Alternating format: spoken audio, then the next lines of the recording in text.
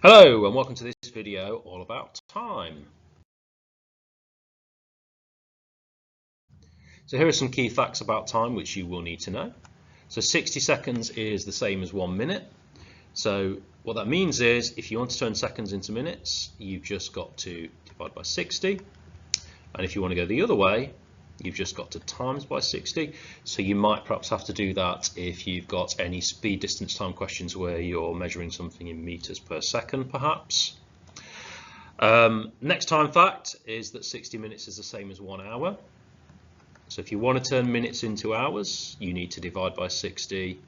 And same as seconds and minutes, if you want to turn hours into minutes, you need to times by 60. So again, you might need to do this on some distance speed time questions. For example, if you're looking at kilometers per hour, miles per hour, and you're trying to work out maybe how long a journey is going to take perhaps. And another key time fact that you'll need to know is that 24 hours is the same as 1 day.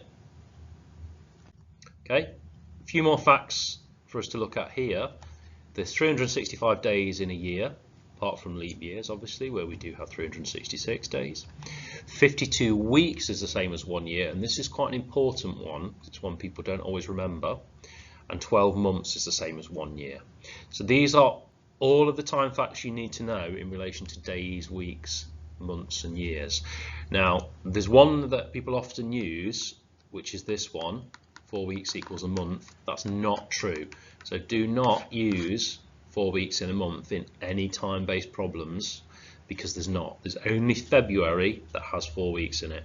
Every other month is more than 4 weeks. Most months are either 4 weeks 2 days if it's a 30-day month, or 4 weeks 3 days if it's a 31-day month. So never ever use that fact in any time-based problem, because that's a common mistake people do use.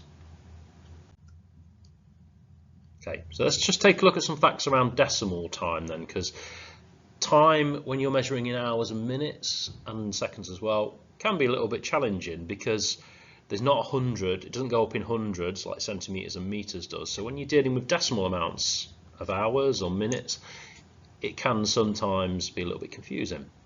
So if we look at some common decimal time, 0.5 hours is 30 minutes. So remember, 30 minutes is the same as half an hour.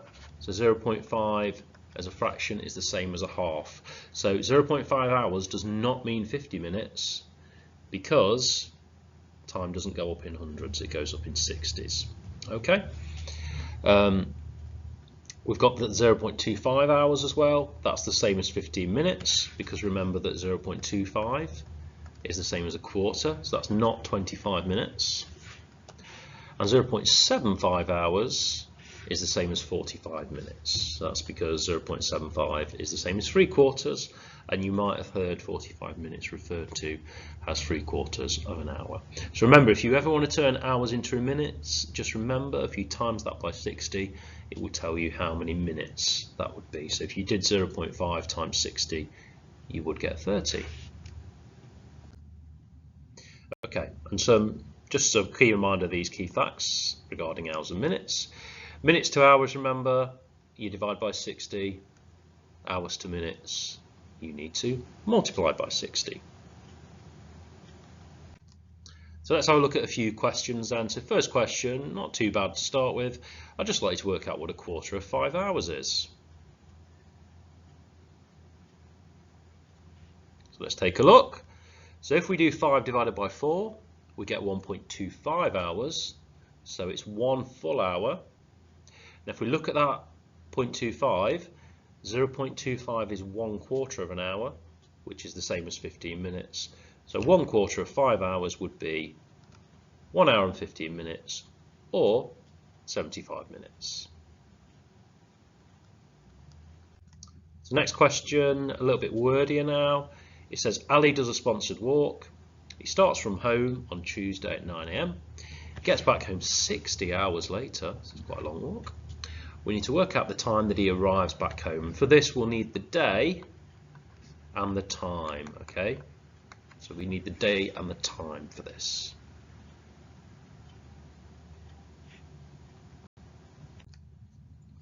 So let's have a look at the answer for this one then. So key thing here is we've got 60 hours later, so it's definitely more than a day. Well, it's definitely more than it's 2 full days. It's definitely 2 full days because 48 hours is 2 full days. So what that means is it's definitely going to be Thursday. Now, if we take that 48 away from 60, means we've got 12 hours left. So if we go to Thursday at 9 AM, that's 48 hours exactly. We've now got another 12 hours on top of that. So if we add 12 hours onto 9 AM, that takes us to 9 PM or 2100. And this is really important when you're answering with a time. You've got to write PM or AM or write it in the 24-hour clock format. Okay. So next question then. So it says a machine takes 4 seconds to fill a packet of crisps. It says in total, how many packets can 35 of these machines fill in 8 hours? There's a bit of time conversion to do here and a bit more to do after that. So pause your video with this one, take your time and have a go. And you can use a calculator for this one.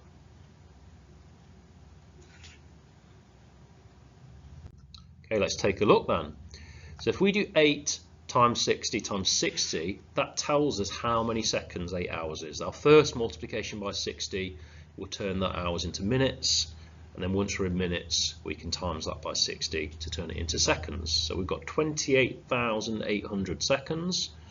Well, we know it takes 4 seconds to fill a packet of crisps, so if we divide that by 4, that tells us that each one of the machines will be able to fill 7,200. So one machine would be 7,200, and then if we times that by our 35 machines, we get 252,000 packets in total. Okay, and some quite useful things to do here on these multi-step problems like this. If you write down next to each number what that number is all about, that might help you to make sure you don't get confused with all the different bits of information that you have.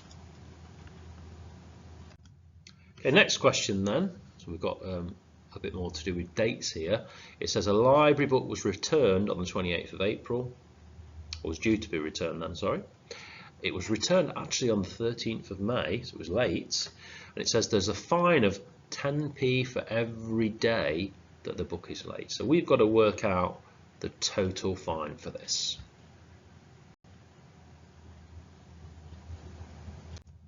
Okay, let's take a look then. Well, we've got the 29th and the 30th of April after that 28th. So 2 days at the end of April. Remember, April only has 30 days in it. Then we've got the first 13 days of May. So that takes us to 15 days in total. So 15 times 10 is 150 pence or £1.50. And just be really careful with your money there to make sure you use the appropriate units of money, or you write down the appropriate symbol next to your number. Okay, final question then. So I've kind of got 2 questions in one here. We've got Jodie's pay, and she gets £315 a week. I want to know how much she's going to earn in 1 full year, and how much would she earn in a month. So first part of this then, remember that there's 52 weeks in a year. So if you do 315 times 52, that would give you her yearly salary. So just remember, don't use 4 weeks in a month here. So don't times by 4 and then times by 12, because you're doing it then as if there's 48 weeks in a year when there's actually 52 weeks in a year. So she would be very unhappy because she wouldn't be getting paid for 4 weeks. So never ever use 4 weeks in a month.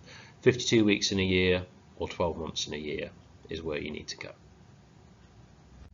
So on that second question I gave you, well, we worked out the weekly salary on the yearly salary on the last question. So once you have the yearly salary, just divide that by 12, and that will give you the monthly salary. Okay.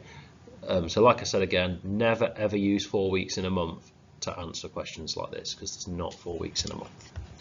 Okay. Thank you very much for listening to this video. Hit subscribe, and there's loads more videos to watch relating to GCSE Maths. Bye bye.